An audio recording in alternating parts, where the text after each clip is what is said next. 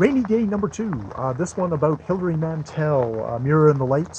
Still on part 5. I think it's the first section. And I'm wondering, it's interesting. I've spent a good hunk of time now with Mantel. It's looking like it's going to be all the way into June, so 6 months of Mantel.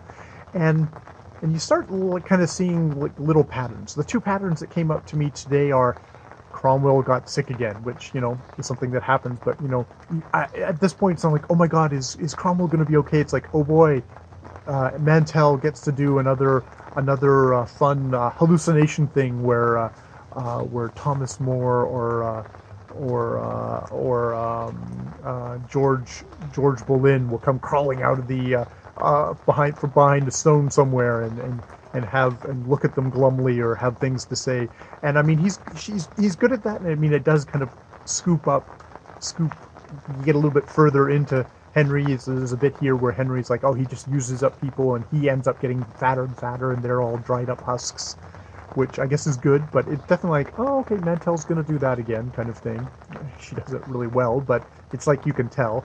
The other thing is that Cromwell himself is starting to remind you of that old uncle that just always has the same stories to tell you over and over again.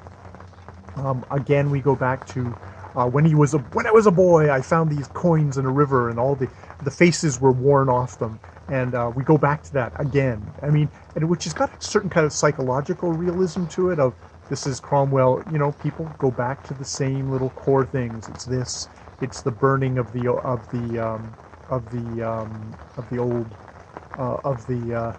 can't remember what Lollard, the old Lollard woman at the beginning of his life, his formative things. All these formative bits keep coming again and again, but there is a part of it that's just like, yes, Uncle Cromwell, I heard the story of the coins in the river before.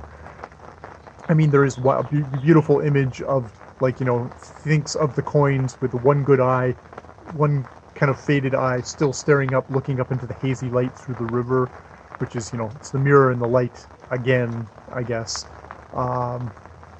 So she does these things well, but it's definitely there's a part of me that's just like, yes, Uncle Cromwell, yes, Aunt Mantell, I've heard this before, kind of thing to it. Even while I'm still being entertained, but it's like a person that I've been with you a lot now.